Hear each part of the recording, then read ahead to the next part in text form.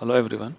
So now we'll talk about the business communication part of MBA course.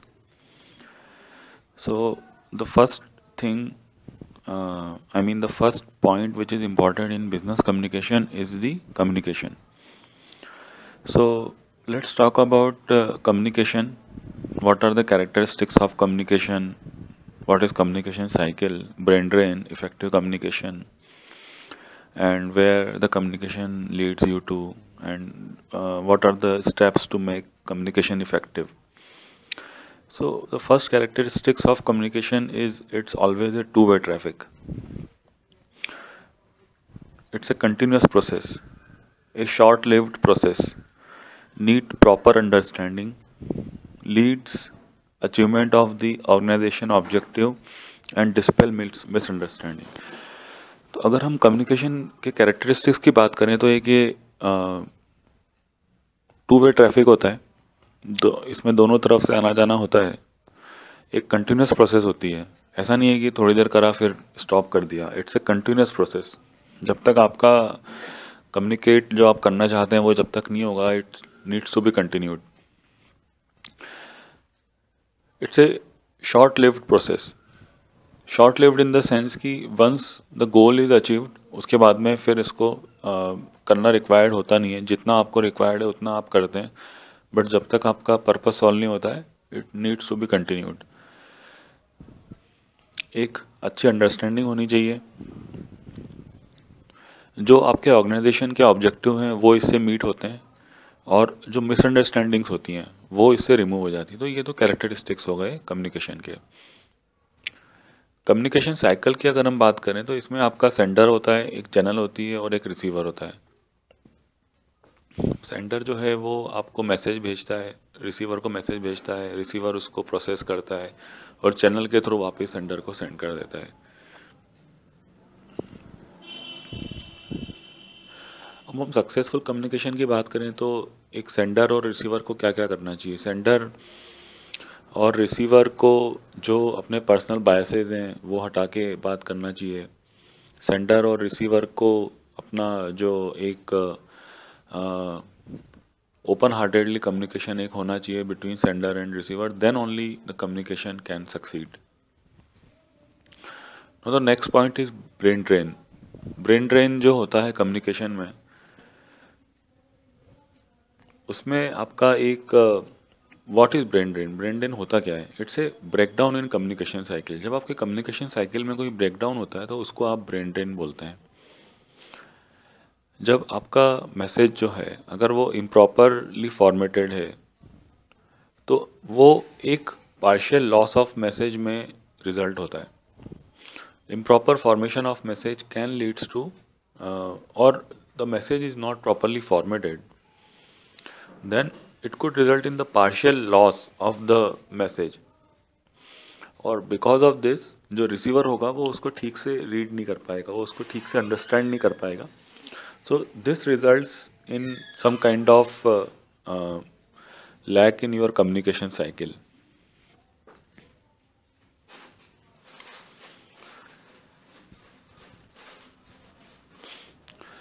अगर हम effective communication की बात करें तो इफ़ेक्टिव कम्युनिकेशन में हम लोगों को ये देखना पड़ेगा कि इंटरनल कम्युनिकेशन क्या होता है, एक्सटर्नल कम्युनिकेशन क्या होता है, और ये इसको हम इफ़ेक्टिव कैसे बना सकते हैं। How can we make internal and external communication more effective. So this is about effective communication.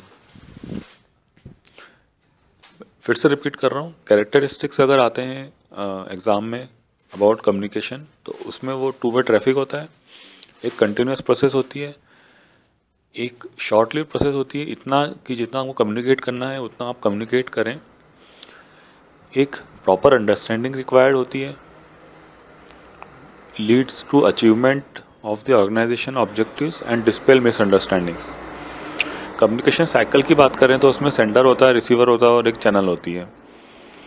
Successful communication में अगर हम देखें तो सेंडर और रिसीवर को क्या क्या करना चाहिए वो इसमें आपको एक्सप्लेन करना है। Brain drain is actually A breakdown in communication cycle.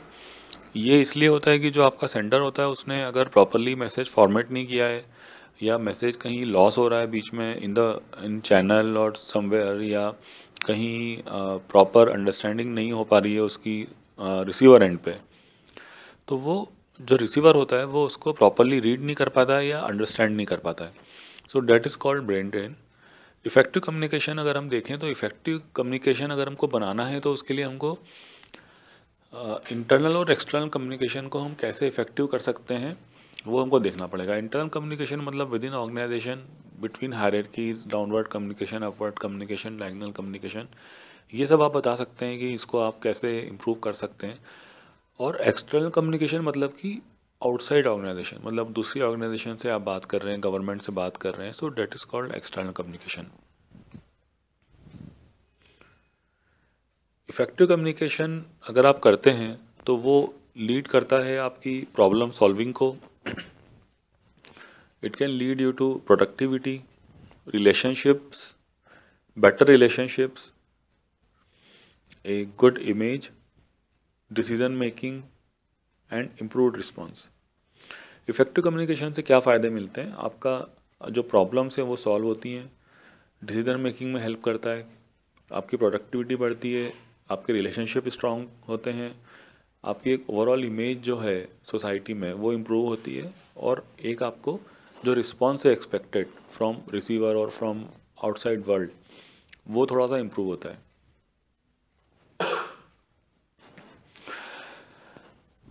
अब हम ये देखते हैं कि अगर हमको कम्युनिकेशन इफेक्टिव बनाना है तो उसकी क्या स्टेप्स होती हैं। कम्युनिकेशन अगर आपको इफेक्टिव बनाना है तो उसके लिए आपका टू वे कम्युनिकेशन होना चाहिए। आपका जो कम्युनिकेशन नेटवर्क है वो आपको स्ट्रेंथन करना चाहिए। फिर जो आपकी पार्टिसिपेटिव अप्रोच है उसको आपको प्रमोट करना चाहिए। एप्रोप्रिएट लैंग्वेज का यूज़ करना चाहिए। क्रेडिबिलिटी देना चाहिए आपको कम्युनिकेशन के अंदर। एक गुड लिसनर होना चाहिए, गुड लिसनिंग आपको इम्प्रूव करना चाहिए। एक अच्छा कम्युनिकेशन चैनल आपको सिलेक्ट करना चाहिए, और जो प्रिडिक्टेबल डिसीजन मेकिंग एरर्स होते हैं उनको प्रिवेंट करना चाहिए। मतलब decision making should be based on logic but not on your predictions. तो मैं फिर से रिपीट कर रहा हूँ, स्टेप्स क्या होती है कम्युनिकेशन को इम्प्रूव करने के लिए। आपको टू वे कम्युनिकेशन को प्रमोट करना चाहिए, कम्युनिकेशन नेटवर्क स्ट्रेंथन करना चाहिए, प्रमोटिंग पार्टिसिपेटिव अप्रोच को प्रमोट करना चाहिए, एप्रोप्रिएट लैंग्वेज का यूज़ करना चाहिए, कम्युनिकेशन में क्रेडिबिलिटी देना चाहिए, एक गुड लिसनिंग हैबिट्स आपको इम्प्रूव करना चाहिए, good listening, then selecting good communication channel अच्छा हो, आपका कम्युनिकेशन नेटवर्क अच्छा हो, उसके लिए आपको काम करना चाहिए। और जो डिसीजन मेकिंग एरर्स हैं, predictable decision making errors in communication, उनको आपको प्रिवेंट करना चाहिए। अगर हम स्कोप की बात करें कम्युनिकेशन की, तो स्कोप होता है कम्युनिकेशन का to information sharing, feedback, control, influence, problem solving, facilitating change, gatekeeping and decision making. तो कम्युनिकेशन का स्कोप क्या होता है? Information sharing, feedback, control, influence, problem solving, facilitating change, gatekeeping and decision making. So this was relatively a big question. Other questions are far easier than this one. अब हम बात करते हैं, जो हमारा नेक्स्ट क्वेश्चन आता है वो ये है कि what are the major objectives of communication. और ब्रीफली हम एक्सप्लेन कर दें दो तीन उसमें से। अगर हम मेजर ऑब्जेक्टिव्स ऑफ कम्युनिकेशन की बात करें तो there are 9 major objectives of communication, and these 9 objectives are information, advice, order, suggestion, persuasion, education, warning, raising morale and motivation. Let me repeat the 9 objectives again: information, advice, order, suggestion, persuasion, education, warning, raising moral and motivation.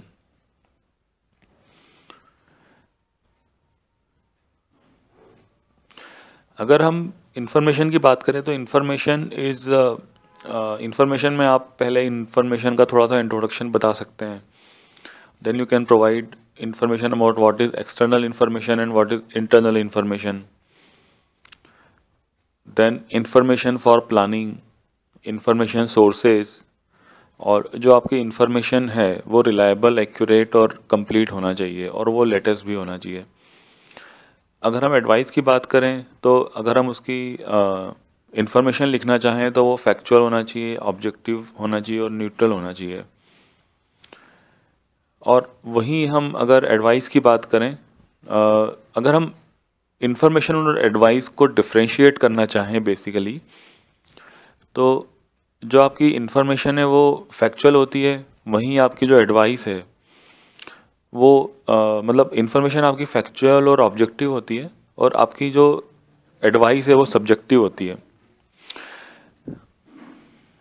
Information जो है वो neutral होती है, वहीं जो advice है वो किसी पर्सन स्पेसिफिक को आप देते हैं। और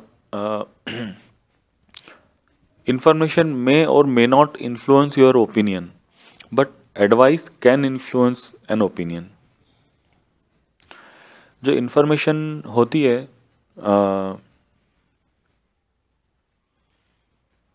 राइट, वो फैक्चुअल, ऑब्जेक्टिव और न्यूट्रल होती है। एडवाइस का इम्पोर्टेंस काफ़ी यूज़फुल होता है, and it could flows horizontally और वर्टिकली। देन इफ़ेक्टिव एडवाइस हम दे सकते हैं, काउंसलिंग भी हम कर सकते हैं। जो थर्ड फॉर्म होता है, जो थर्ड मेजर ऑब्जेक्टिव है कम्युनिकेशन का, वो है order. Order is an authoritative statement, and इसके टाइप्स होते हैं रिटन, ओरल। दूसरा एक टाइप होता है generic specific orders, procedural operational orders, and mandatory या डिस्क्रिशनरी ऑर्डर्स। मैं फिर से रिपीट कर रहा हूँ, types of order: written order, oral order, generic order, specific order, procedural order या operational order, mandatory and discretionary orders. Order के characteristics ये होते हैं कि वो क्लियर होना चाहिए, कंप्लीट होना चाहिए, एग्जीक्यूशन उसका पॉसिबल होना चाहिए, और एक फ्रेंडली वे में रिटर्न होना चाहिए।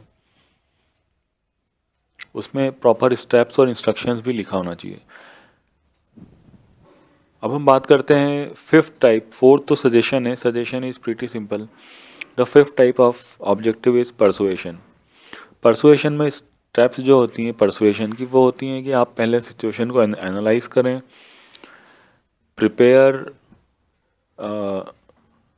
प्रिपेयर करें उस सिचुएशन के लिए, फिर आप डिलीवर मैसेज करें, जो मतलब रिसीवर को थोड़ा सा प्रिपेयर करें पहले, फिर आप मैसेज डिलीवर करें, एंड उसके बाद में आप एक्शन प्रॉम्प्ट करें। जो फिफ्थ टाइप है वो है persuasion, and the sixth type is education. तो you can promote various types of education in your organization, like at various levels also, like for a manager, for employee, for outside public.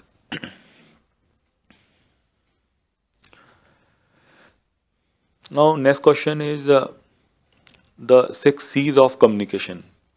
अगर हम 6 C's की बात करें तो the 6 C's are clarity, completeness, conciseness, consideration, courtesy and correctness. मैं फिर से repeat कर रहा हूँ, 6 C's of communication: clarity, completeness, conciseness, consideration, courtesy and correctness. Clarity, completeness, conciseness, consideration, courtesy and correctness. अब हम बात करते हैं लिसनिंग के बारे में। The next question is about listening and how can listening improve the employer and employ relationship. तो पहले हम बात करेंगे लिसनिंग के बारे में, और फिर इसको हम थोड़ा सा ऑर्गेनाइजेशन लेवल पे एम्प्लॉयर और एम्प्लॉय से रिलेटेड इस बारे में हम बात करेंगे। तो लिसनिंग की अगर हम बात करें तो लिसनिंग एक एक्टिव प्रोसेस है। अगर इसका इंट्रोडक्शन हम लिखना चाहें तो पहले हमको बताना पड़ेगा कि it's an active process. It focuses on what is said, good for entrepreneurs. It increases productivity. It helps in achieving goals, and it also leads to better relationships.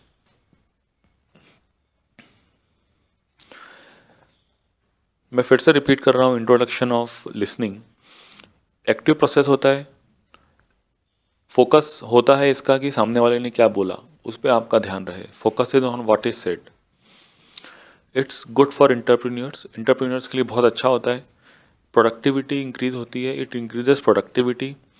It helps in achieving goals, आपके goals achieve करने में help करता है, और एक better relationship के लिए आपको लीड करता है. अब हम ये देखते हैं कि ये एम्प्लॉयर्स के लिए बेनिफिशियल क्यों है. Why listening is beneficial for employers. So the first point is it reduces misunderstandings. जो मिसअंडरस्टैंडिंग्स हैं उनको रिड्यूस करता है.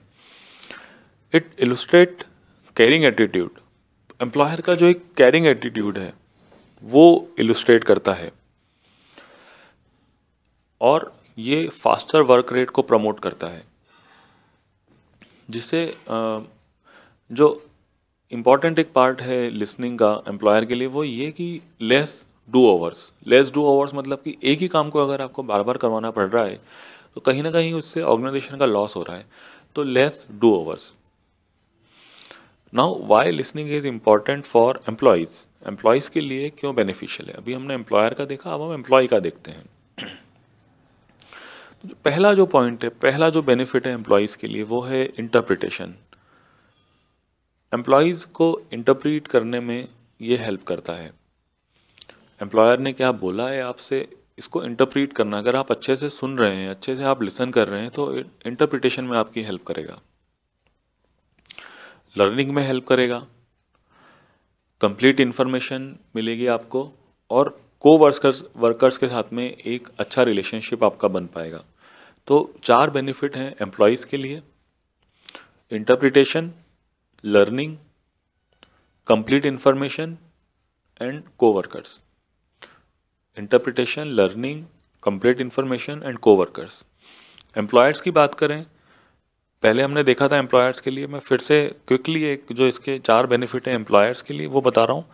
Reduces misunderstandings, illustrating caring attitude, faster work rate and less do overs. 4 benefit है एम्प्लॉयर के लिए, 4 बेनिफिट है employees के लिए.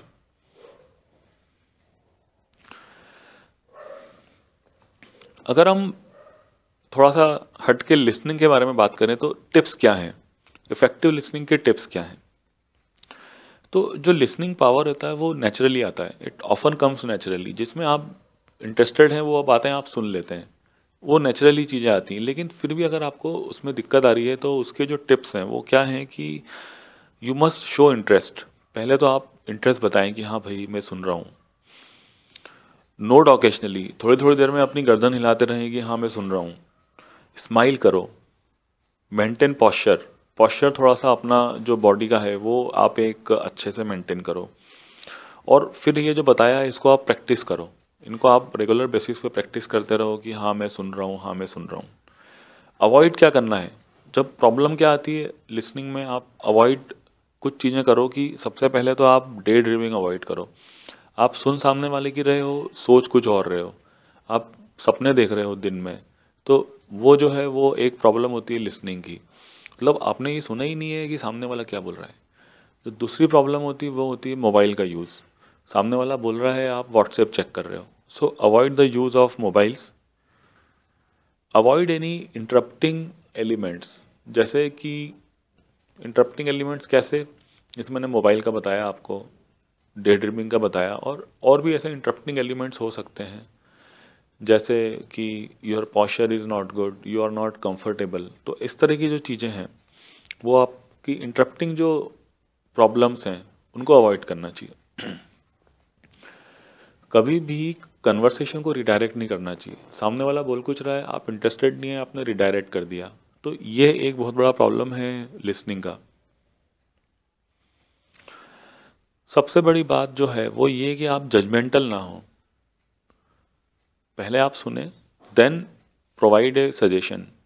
सिमिंग जजमेंटल मतलब कि आप पहले से ही आपने एक सोच बना के बैठे हुए हैं और आप उसको एक निष्कर्ष देना चाहते हैं। Listening is not about giving judgment, listening is about listening, listening is about understanding, listening is about grasping what others are saying, it's not about being judgmental। कई बार आप ये सोचते रहते हैं कि जैसे ही इसने कंप्लीट करा मैं इसको ये बात बोल दूंगा, that is also not right, you must listen it properly। अगर आप यही सोचते रहेंगे कि ये ख़त्म करेगा और मैं ये मुझे बोलना है, तो that is also not good।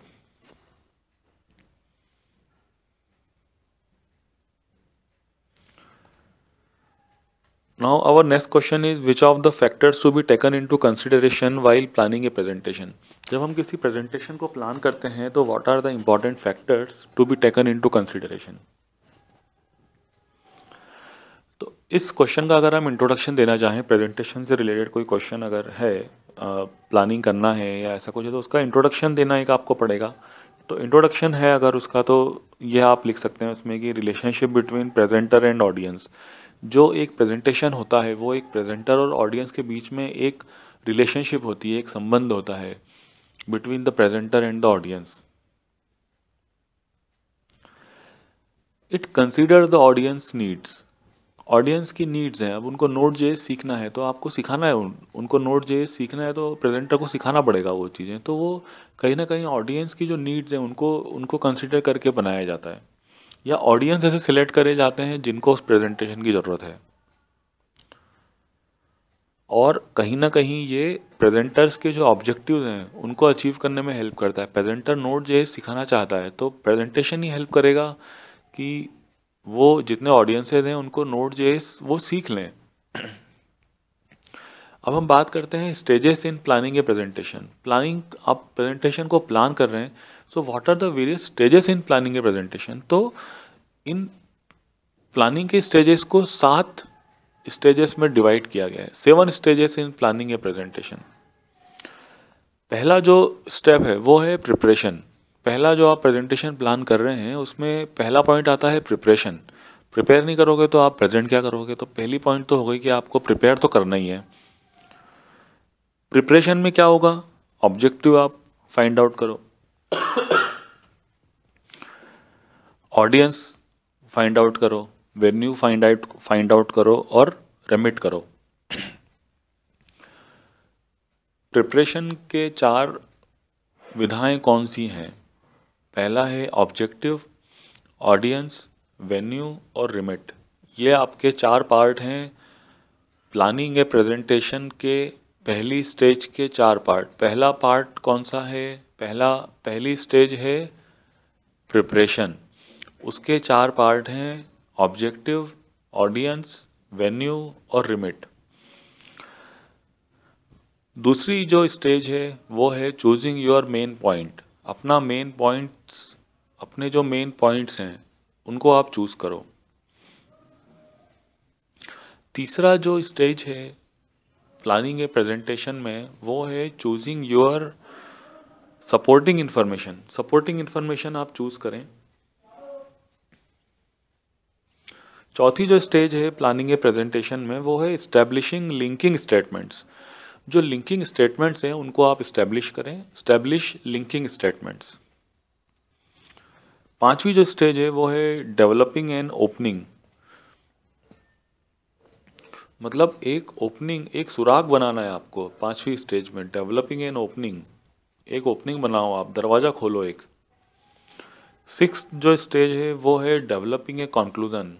एक कंक्लूजन, आगे जाके एक दरवाज़ा बंद करना है, कंक्लूजन बनाना है आपको कि ये जो है ये करना है, एक पेड़ उगाना है, डेवलपिंग ए कंक्लूजन। जो 7th स्टेज है वो है रिव्यूइंग योर प्रेजेंटेशन। मतलब आपने प्रेजेंटेशन दे दिया, क्या सही हुआ, कौन से दरवाजे खुले, कौन से बंद हुए, वो आपको बताना है। डेवलपिंग, रिव्यूइंग योर प्रेजेंटेशन, आप अपना प्रेजेंटेशन रिव्यू करो ताकि आप अपना, उससे आपकी क्या लर्निंग थी, जो अगला प्रेजेंटेशन आप देंगे उसमें आपने क्या सीखा, इससे आपने क्या सीखा, आगे क्या सिखाना है। So that is a part of reviewing. Let me repeat the 7 objectives again. First, preparation. Preparation has 4 parts: objective, audience, venue, remit. Second point is choosing your main point. Third point is choosing your supporting information. Fourth is establishing linking statements. Fifth is developing opening. Sixth is developing a conclusion. And seventh is reviewing your presentation. अब हम short notes की बात करते हैं. There could be some questions on things like short notes. तो जो short notes होते हैं वो पहला शॉर्ट नोट आ सकता है कॉम्प्रिहेंशन ऑफ रियलिटी के ऊपर. तो कॉम्प्रिहेंशन ऑफ रियलिटी क्या होता है? कॉम्प्रिहेंशन ऑफ रियलिटी का मतलब होता है रियलिटी ऑफ ऑब्जेक्ट. ऑब्जेक्ट की रियलिटी क्या है? इवन और person is different to different people. जो रियलिटी होती है वो डिफरेंट होती है डिफरेंट पीपल के लिए. हर इंसान हर चीज को अलग ढंग से देखता है. जो ऑब्जेक्ट हैं या जो रियलिटी है उन ऑब्जेक्ट्स की वो बहुत कॉम्प्लेक्स होती है, इन्फिनाइट होती है, कंटिन्यूअली चेंजिंग, हमेशा चेंज होती रहती है. हर इंसान अलग ढंग से देख रहा है, वो खुद भी चेंज हो रही है. Based on human sensory perception, कौन सी चीज को मैं कैसे देख रहा हूं वो मेरे सेंसरी परसेप्शंस के ऊपर बेस्ड होती है. And reality of object could lead to miscommunication because people comprehend reality in different ways. हर इंसान हर चीज को अलग ढंग से देखता है, तो इससे कहीं ना कहीं एक मिसअंडरस्टैंडिंग बन सकती है.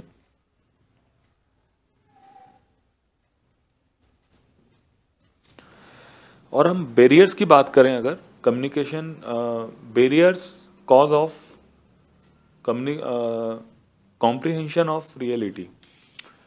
कॉम्प्रिहेंशन ऑफ रियलिटी के अगर जो बैरियर्स या कॉजेज जो हैं वो है, पहला है एब्स्ट्रैक्शन, दूसरा है स्लांटिंग और तीसरा है इन्फरिंग.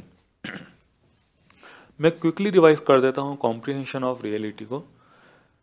It's a reality of object. Every person sees objects और reality in different ways and it is different to different people.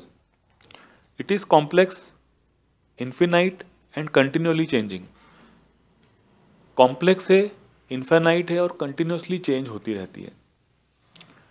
It is based on human sensory perception.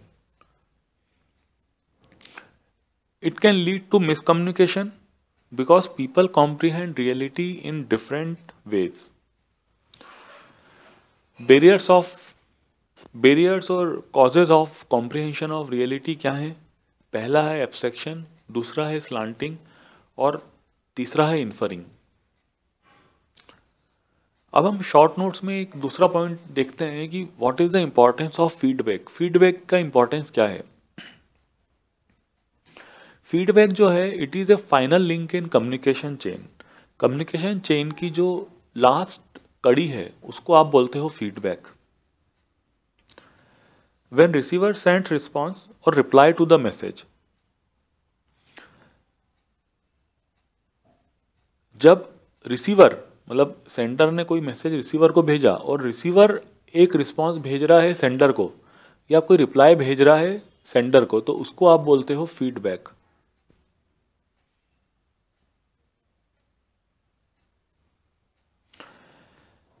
Feedback indicates successful transmission of message.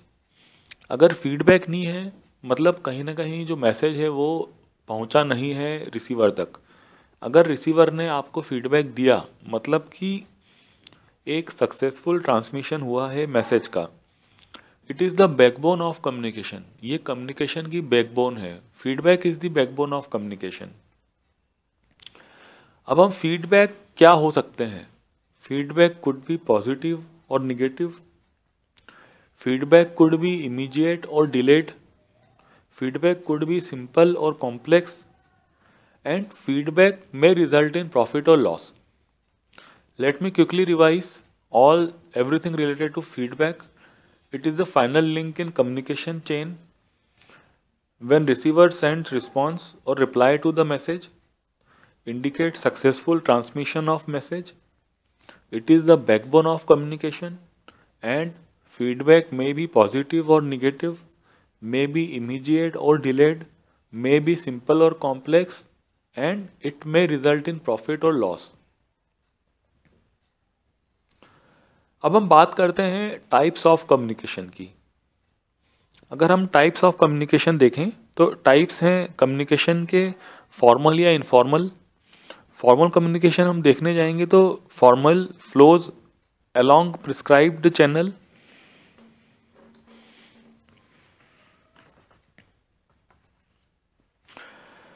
Draw organisation pyramid. यहाँ पे एक organisation का pyramid आप बना दें कि manager है, फिर उसके एम्प्लॉयज़ हैं, सो एंड सो, और एक ऑर्गेनाइजेशन का स्ट्रक्चर आप बना दें।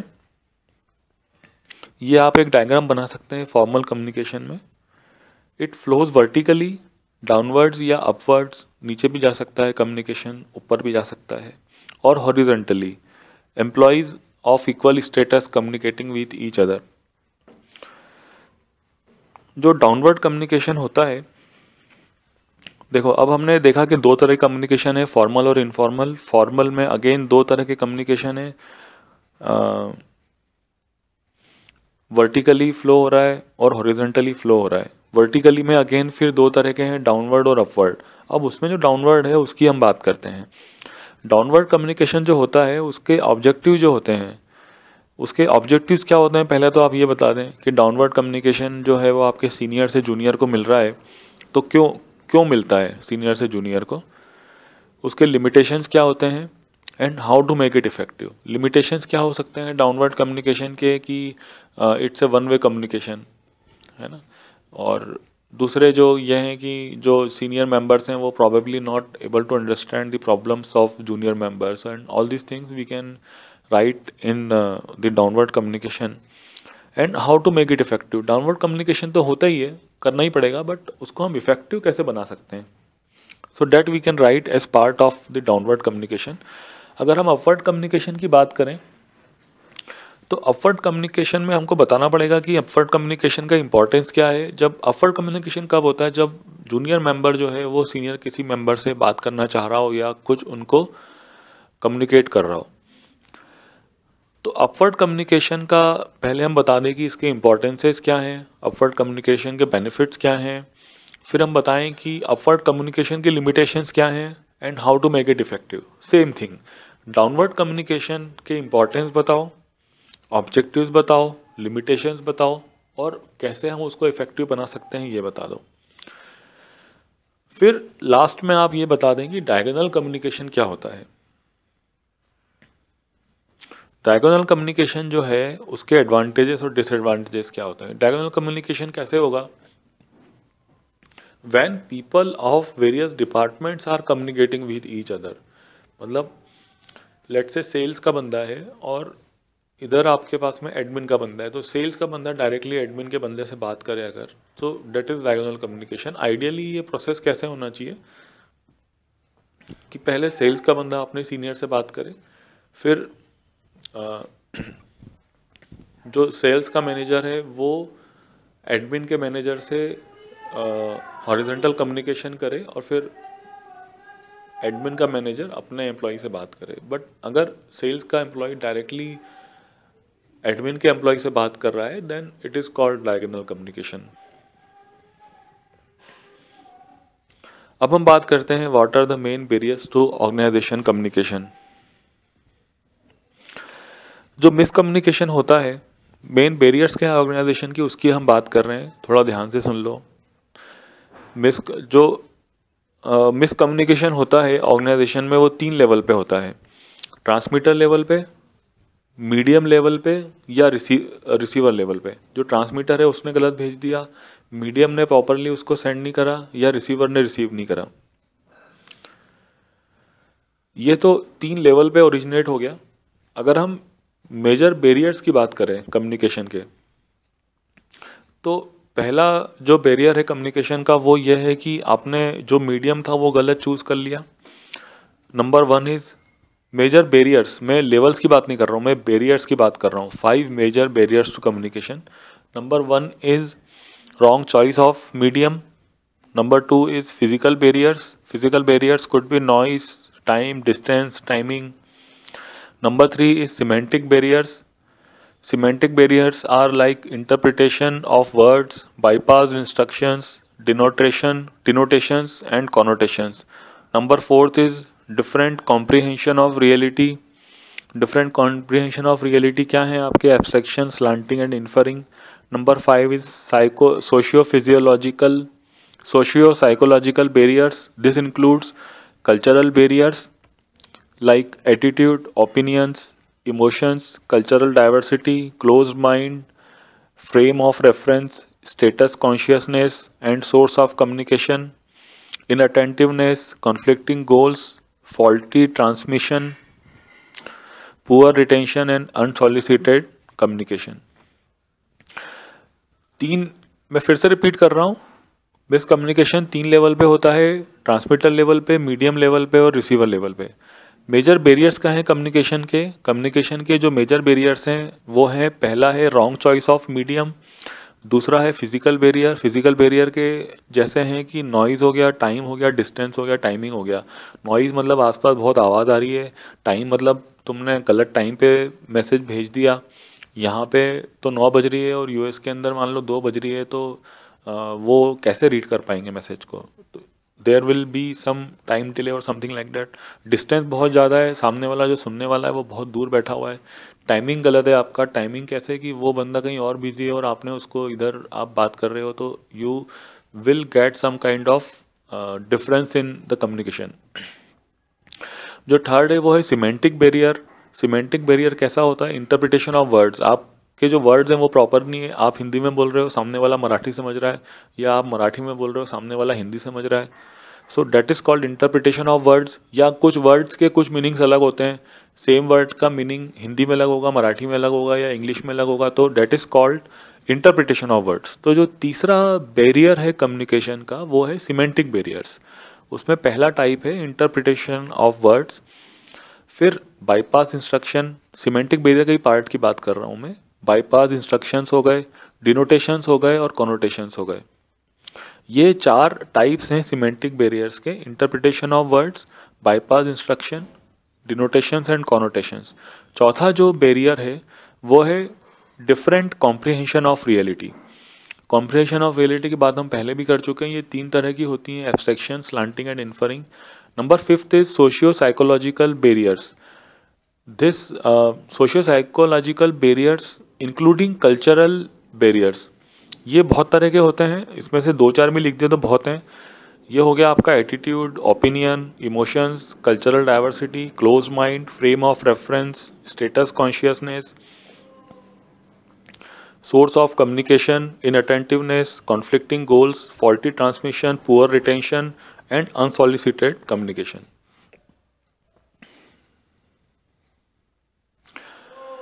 अब हम बात करते हैं रिपोर्ट राइटिंग के बारे में। रिपोर्ट राइटिंग क्या होती है, इसका थोड़ा सा इंट्रोडक्शन देखेंगे, टाइप्स ऑफ बिजनेस रिपोर्ट्स देखेंगे,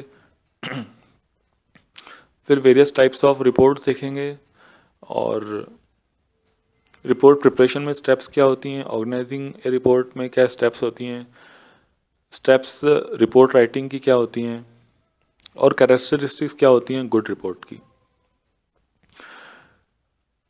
ठीक है, अब हम इंट्रोडक्शन देखते हैं कि रिपोर्ट राइटिंग के ऊपर कोई भी क्वेश्चन आया तो आपको क्या लिखना है। तो इसका जो इंट्रोडक्शन है उसका जो पहला पार्ट है वो ये है कि it carries info from someone who has it to who needs it. जिसके पास है वो देता है और जिसके पास नहीं है वो लेता है। और ये क्या क्या देता है, इन्फॉर्मेशन देता है, और सामने वाला क्या लेता है, वो भी इन्फॉर्मेशन लेता है। तो रिपोर्ट राइटिंग का जो इंट्रोडक्शन है वो ऐसा ही शुरू होता है कि carries information from someone who has it to someone who needs it. जिसके पास इंफॉर्मेशन है वहाँ से इंफॉर्मेशन निकलती है और जिसके पास नहीं है वहाँ पहुँचती है। तो ये हो गया उसका introduction, carries information from someone who needs it to someone who has it to someone who needs it. और जो इंट्रोडक्शन में सेकंड पार्ट आपको लिखना है वो ये लिखना है कि management tool used in decision making. It's a management tool used in decision making. Decision making का एक इम्पॉर्टेंट टूल है आपकी रिपोर्ट राइटिंग।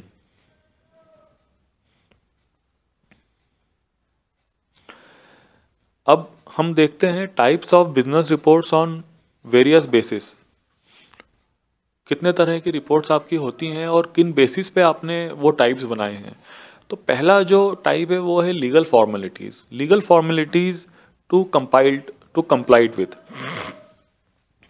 जो आपकी लीगल फॉर्मेलिटीज़ हैं उसके बेसिस पे अगर आप रिपोर्ट्स बनाना चाहें तो वो आपकी बनती है informal report and formal report.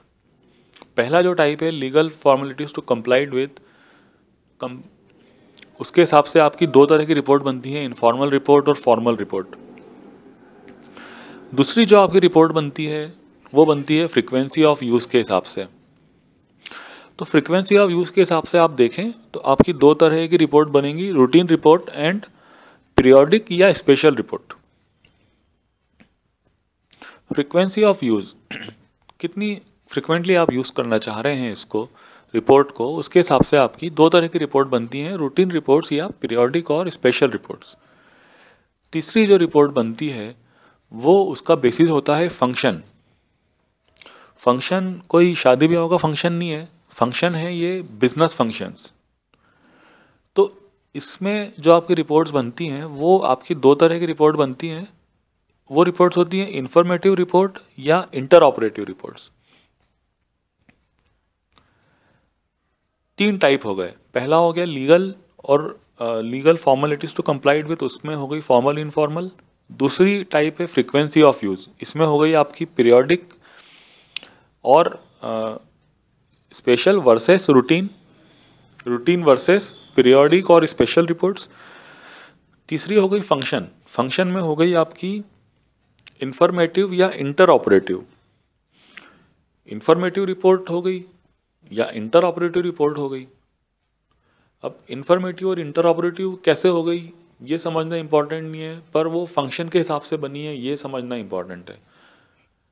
मतलब कोई फंक्शन है अगर, तो या तो वो इंफॉर्मेटिव फंक्शन है कि भाई हाँ चलो कोई फंक्शन है उसमें आपकी एक इंफॉर्मेटिव रिपोर्ट बन गई, और दूसरी जो फंक्शनलिटी है बिजनेस की उसके हिसाब से आपकी इंटर ऑपरेटिव बन गई। चौथा जो टाइप है रिपोर्ट राइटिंग का जिसके बेसिस पे कि आप रिपोर्ट बनाते हैं वो है nature of the subject report dealt with. किस सब्जेक्ट के साथ में आपकी रिपोर्ट डील कर रही है, nature of the subject report dealt with. इसमें हो गई आपकी problem determining report, fact finding report, performance report, technical report etcetera. किस तरह के नेचर के साथ में, किस तरह के सब्जेक्ट का, मतलब आपके सब्जेक्ट का नेचर क्या है उसके हिसाब से आप अगर रिपोर्ट बना रहे हैं तो आपने भाई टेक्निकल रिपोर्ट बना दी, आपने परफॉर्मेंस रिपोर्ट बना दी, आपने फैक्ट फाइंडिंग रिपोर्ट बना दी, आपने प्रॉब्लम डिटरमाइनिंग रिपोर्ट बना दी। ये हो गया आपका सब्जेक्ट और नेचर रिपोर्ट डील्ड विथ।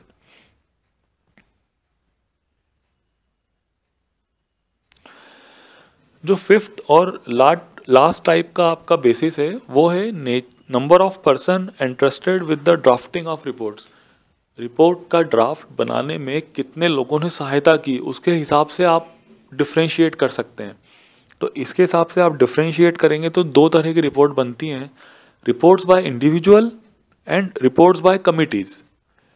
एक जने ने बनाई है तो रिपोर्ट बाय इंडिविजुअल, 10 जनों ने, एक से ज़्यादा जनों ने मिलकर बनाई है तो रिपोर्ट बाय कमेटी। अब कमेटी कितने भी मेंबर की हो सकती है। अब हम देखते हैं रिपोर्ट प्रिपरेशन में कितने टाइप्स, कितनी स्टेप्स होती हैं। रिपोर्ट प्रिपरेशन में 5 स्टेप होती हैं। सबसे पहले investigating the sources of information, second taking notes, third analysing the data, fourth making an outline and fifth is writing the report.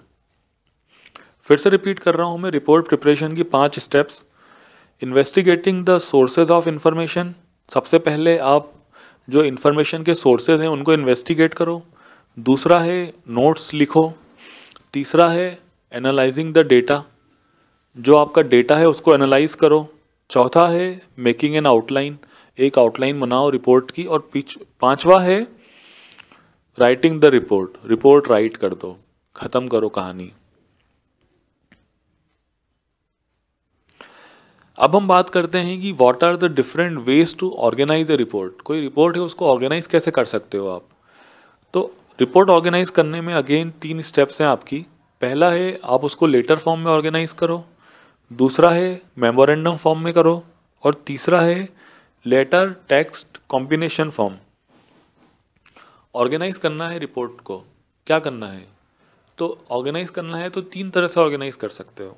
पहला हो गया कि उसको लेटर बना दो, उस रिपोर्ट को एक लेटर फॉर्म में बना दो कि आदरणीय ये, आदरणीय वो, और उसमें आप बीच में डेटा डाल दो। दूसरा आप बना दो मेमोरेंडम फॉर्म में, एक मेमोरेंडम के फॉर्म में रिपोर्ट बना दिया आपने। और तीसरा जो फॉर्म है रिपोर्ट ऑर्गेनाइज करने का, तीसरा जो तरीका है वो क्या है कि आप उसको लेटर टेक्स्ट कॉम्बिनेशन फॉर्म में बनाओ। लेटर और टेक्स्ट सब कुछ है उसमें, लेटर भी है टेक्स्ट भी है। पहले में तो सिर्फ लेटर था, दूसरे में सिर्फ मेमोरेंडम था, तीसरे में लेटर भी है टेक्स्ट भी है, letter text combination form. Writing report is a 5 step process, जो कि हमने पहले देखा था कि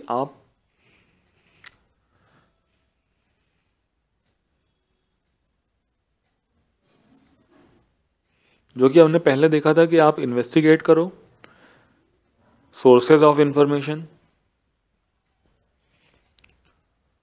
नोट्स लो, एनालाइज करो डेटा को, मेकिंग एन आउटलाइन, आउटलाइन बनाओ, और राइटिंग द रिपोर्ट। अब इसमें जो राइटिंग द रिपोर्ट था ना, 5वां जो पॉइंट था, उसके अगेन 5 स्टेप्स हैं। उसकी 5 स्टेप्स कौन सी हैं? प्लानिंग करो, रिसर्च करो, फर्स्ट ड्राफ्ट बनाओ, एडिटिंग करो, और कंक्लूजन लिख दो, रिकमेंडेशंस लिख दो। ये उस 5वीं स्टेप की 5 स्टेप्स हैं। कौन सी 5वीं स्टेप, किसकी 5वीं स्टेप थी? जो हमने पहले रिपोर्ट प्रिपरेशन की 5 स्टेप्स देखी थी। Investigating the sources of information, taking notes, analysing the data, making an outline and writing the report. अब इसमें राइटिंग द रिपोर्ट जो था 5वां पॉइंट, उसकी अगेन 5 स्टेप्स हैं। कौन सी 5 स्टेप्स हैं? प्लानिंग करो, रिसर्च करो, फर्स्ट ड्राफ्ट बनाओ, एडिटिंग करो, और कंक्लूजन लिख दो, कहानी खत्म करो। अब हम देखते हैं कि गुड रिपोर्ट की कैरेक्टरिस्टिक्स क्या होती हैं। रिपोर्ट तो हर कोई बनाता है, बट एक अच्छी रिपोर्ट आप किसको बोलोगे? तो characteristics of a good report, I am just reading it out.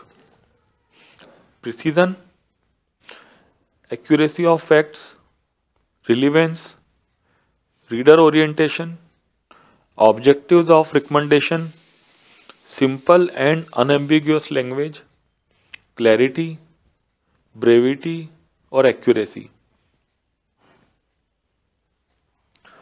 मैं फिर से रिपीट कर रहा हूँ ये 5-6 पॉइंट, इसमें से 2-4 भी लिख दिए तो बहुत हो जाते हैं। पहला है precision, accuracy of facts, relevance, reader orientation, objectives of communication, simple and unambiguous language, clarity, brevity and accuracy.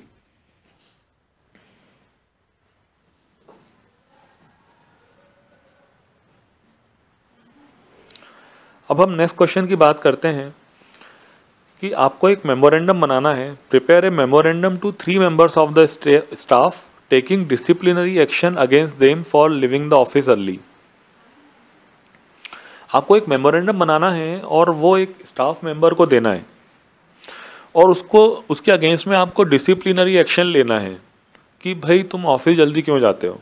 तो इसके लिए जो सबसे सिंपल फॉर्मेट है वो क्या है कि आपने डेट लिख दो, ऊपर नेम ऑफ द एम्प्लॉयज़ लिख दो, एम्प्लॉय का नाम लिखो, एड्रेस लिखो, सिटी लिखो, उसके बाद में सब्जेक्ट लिख दो कि क्या सब्जेक्ट है इस मेमोरेंडम का।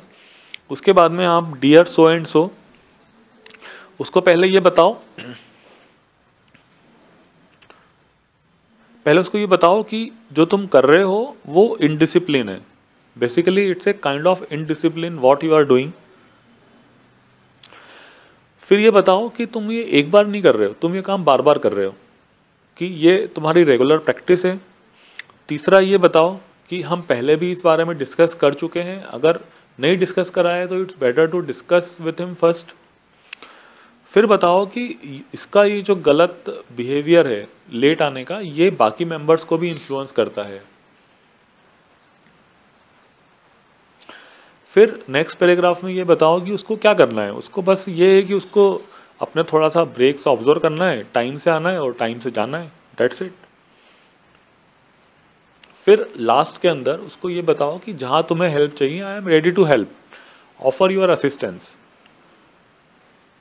सिंसियरली लिख के और टॉपिक क्लोज।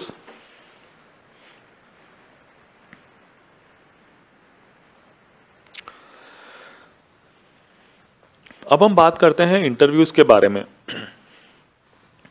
अगर हम इंटरव्यूज़ की बात करें तो सबसे पहले तो हमको इंट्रोडक्शन लिखना है, कि इंट्रोडक्शन तो लिखना ही लिखना है, इंटरव्यू पे कोई भी क्वेश्चन आए आपको इंट्रोडक्शन लिखना है। सबसे पहला ये कि कन्वर्सेशन बिटवीन टू और मोर पीपल, दो या दो से ज़्यादा लोगों के लिए जो एक कन्वर्सेशन होता है उसको इंटरव्यू रिप्रेजेंट करता है। एक इंटरव्यू में interviewer ask questions to get info from the interviewee. It's always goal oriented, it reveals views, ideas and attitudes of the person being interviewed as well as the skills of the interviewers. Importance क्या है interview का? तो सबसे पहला है कि importance है इसका सिलेक्शन प्रोसेस में हेल्प करता है।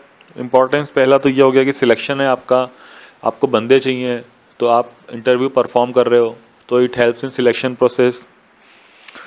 It also helps to develop goodwill and trust, to make strategies, to make coordination, to be inspired and to entertain. कोई सेलिब्रिटी है उसका इंटरव्यू लिया तो बाकी जनता एंटरटेन होगी उससे। अब किसी इंटरव्यू को कंडक्ट करने की प्रोसेस क्या होती है? Process of conducting an interview, one is planning, number two interview should be made comfortable. बाहर का बंदा आया है कंपनी में, वो कंफर्टेबल रहना चाहिए, पानी वानी पिलाओ उसको। प्रॉपर क्वेश्चंस, अच्छे क्वेश्चन आप पूछो उससे, यूजलेस क्वेश्चन पूछने की जरूरत नहीं है। टू गाइड द इंटरव्यू को आप थोड़ा सा गाइड करो कि भाई कैसे करना है, क्या करना है। To follow the framework of planning, to listen carefully, this was the 6th step. Let me repeat again till 6th step. 1 planning, 2 interview should be made comfortable, 3 proper questions, 4th to guide the interviewee, 5th to follow the framework of planning, 6th to listen carefully, 7 to respect the feelings of the interviewee, 8th recording arrangements, 9 time allocation, and 10 is closing. Now what are the various types of interview? Interviews are of multiple types like screening interview, informal interview, directive interview, mentoring interview, stress interview, follow-up interview, behavioral interview, audition interview, group interview, and mealtime interview. What are the various interview techniques? Interview techniques कितने तरह की होती हैं? Interview techniques होती हैं जैसे कि आपकी screening हो गई, random appearance हो गया, test हो गया, GT हो गया, experience हो गया, planned process एक आप बना सकते हैं इंटरव्यू के लिए।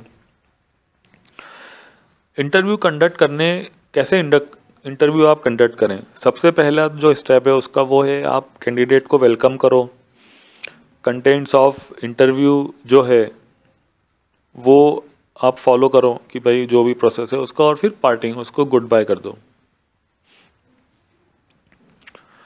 जो सीक्वेंस होता है, sequence of topics in questions, sequence क्या होना चाहिए क्वेश्चंस का? सबसे पहले आप स्टैंडर्ड बैकग्राउंड क्वेश्चंस पूछो, फिर आप नॉलेज बेस्ड क्वेश्चन पूछो, फिर बिहेवियर बेस्ड पूछो, फिर वैल्यू सिस्टम चेक करो और फिर इमोशनल इंटेलिजेंस चेक करो उसका। अब हम देखते हैं कि जो इंटरव्यू है उसकी क्या प्रिपरेशन होना चाहिए इंटरव्यू के लिए।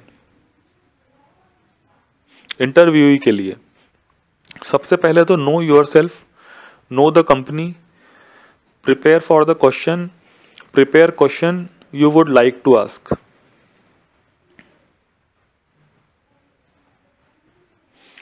Next is fourfold objectives of interviewers.